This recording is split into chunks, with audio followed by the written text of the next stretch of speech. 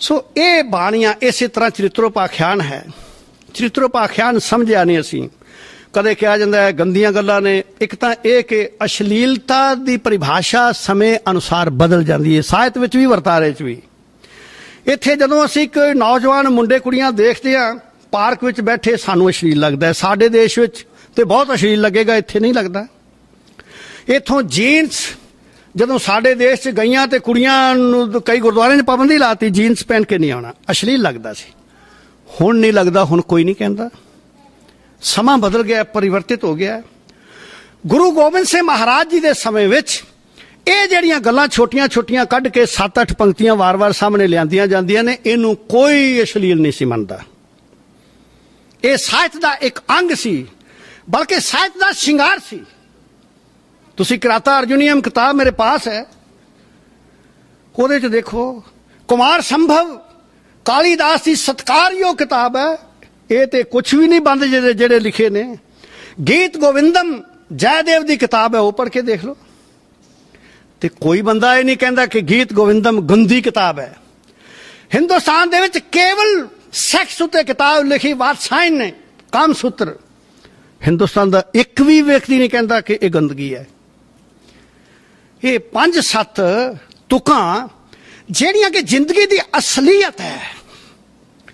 जे काम की कहानी दसनी है तो काम का चरम सीमा तक स्वाद बयान किए बिना काम की अट्रैक्शन, काम वाल बंदा जांदा क्यों है, वो किवें बयान होएगी?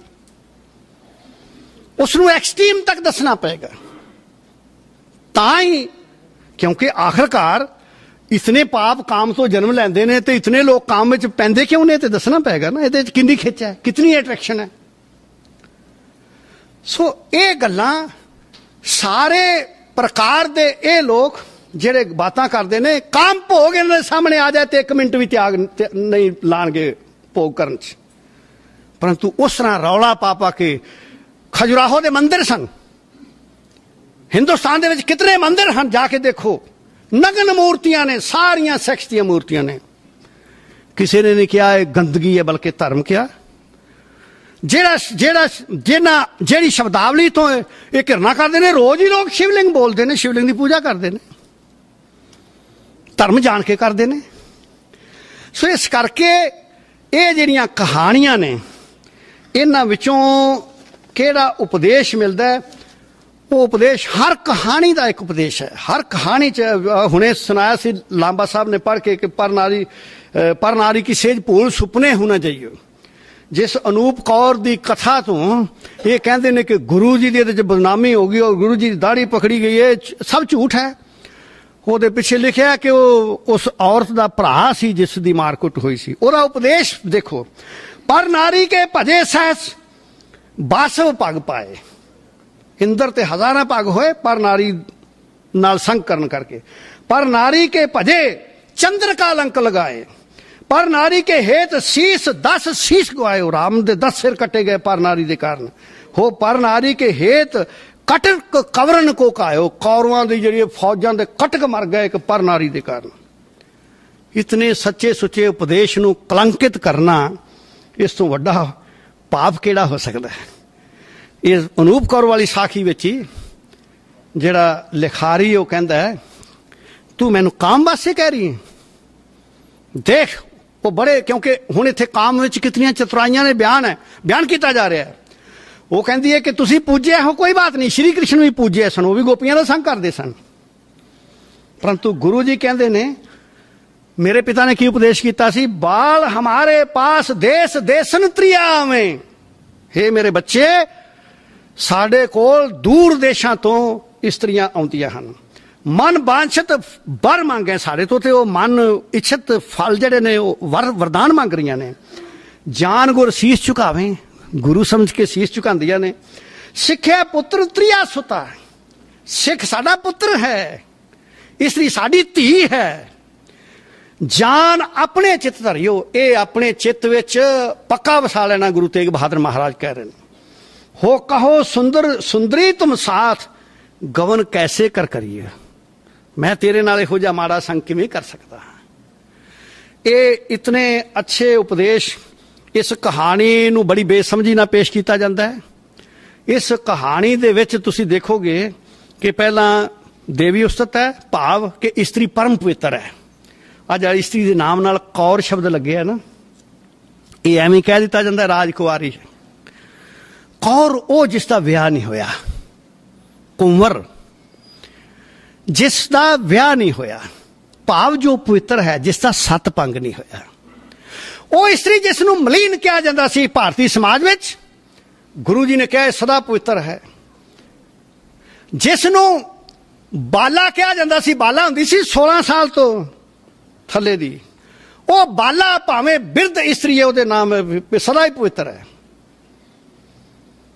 स्त्री नूं सदा पवित्र कहना, राजकुमारी नहीं सदा पवित्र, कौर दा अर्थ है जिहड़ी कदे अपवित्र नहीं हो सकती। इतनी वड्डी क्रांति जिहड़ी है ਉਹਦੇ दर्शन दसम ग्रंथ विचों हुंदे ने, ये बातां दसम ग्रंथ विचों निकलियां ने। तो ਇਹਦਾ त्याग किवें कीता जाए, मैं त्रिया चित्र दियां बस 2 पंक्तियां बोल के समाप्ति करांगा। कहंदे धनी चतुर अर तरुणी, तरनी जो पाए हैं,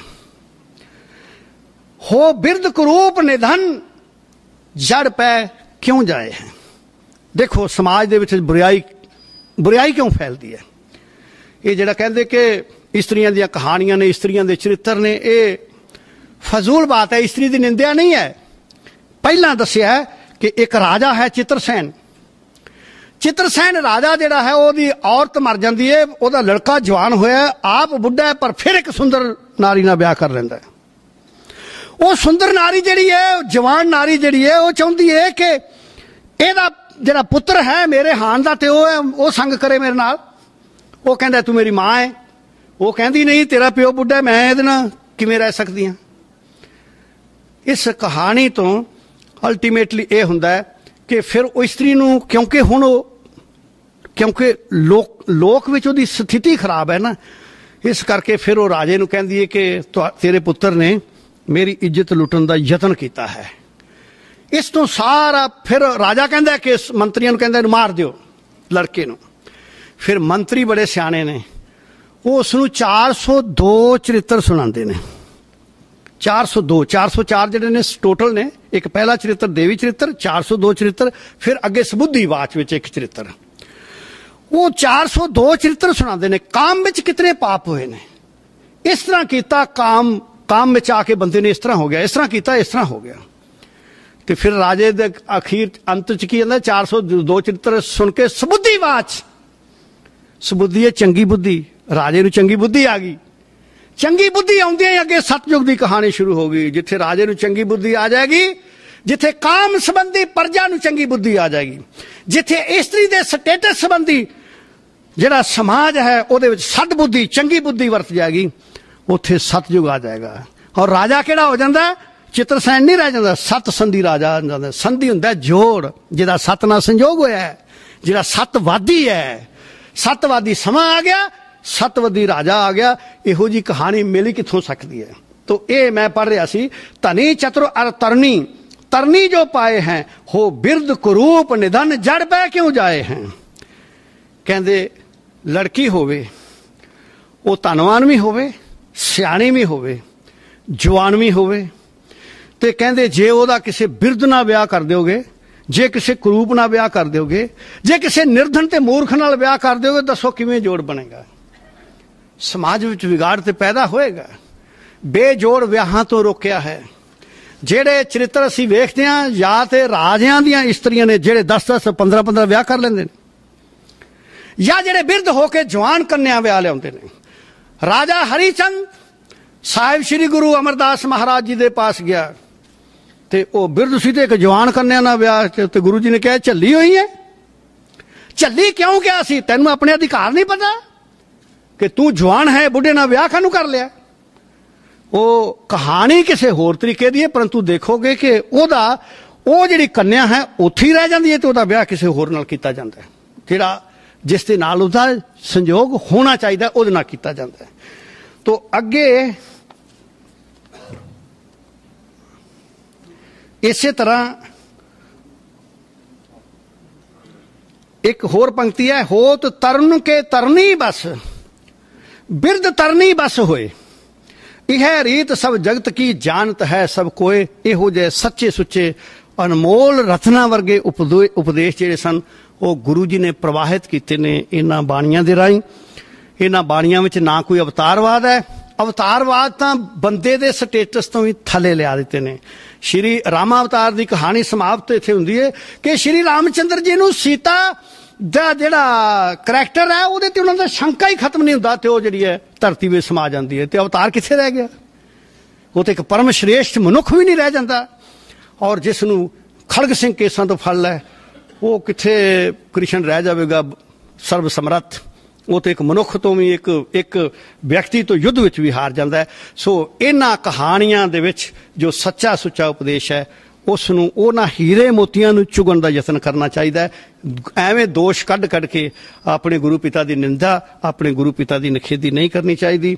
ਮੈਂ ਬਹੁਤ ਬਹੁਤ ਧੰਨਵਾਦੀ ਹਾਂ ਤੁਹਾਡਾ, ਇੱਥੋਂ ਦੀ ਸੰਗਤ ਦਾ, ਜਿਨ੍ਹਾਂ ਨੇ ਬੜੀ ਕਿਰਪਾ ਕੀਤੀ ਹੈ ਸਰਦਾਰ ਗੁਰਤੇਜ ਸਿੰਘ ਦੀ ਮਾਰਫਤ ਕਿ ਇਹਨਾਂ ਨੇ ਇਸ ਦੇਸ਼ ਵਿੱਚ ਸਾਨੂੰ ਬੁਲਾਇਆ, ਤੁਹਾਡੇ ਸਨਮੁਖ ਹਾਜ਼ਰੀ ਭਰਨ ਦਾ ਮੌਕਾ ਦਿੱਤਾ।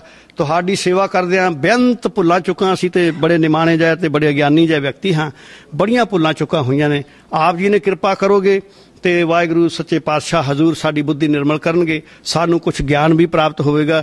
ਇਹ ਗਿਆਨ ਧਿਆਨ ਸਭ ਤੁਹਾਡੇ ਚਰਨਾਂ ਦੇ ਵਿੱਚ ਪਿਆ ਹੋਇਆ ਹੈ, ਸਾਡੇ ਪਾਸ ਆਪਣਾ ਕੁਝ ਵੀ ਨਹੀਂ, ਇਹ ਸਭ ਕੁਝ ਤੁਹਾਡਾ ਪ੍ਰਦਾਨ ਕੀਤਾ ਹੋਇਆ ਹੈ। ਬਹੁਤ ਬਹੁਤ ਸਾਰਿਆਂ ਦਾ ਧੰਨਵਾਦ। ਭੁੱਲਾਂ ਚੁੱਕਾਂ ਵਾਸਤੇ ਖਿਮਾ। ਵਾਹਿਗੁਰੂ ਜੀ ਕਾ ਖਾਲਸਾ।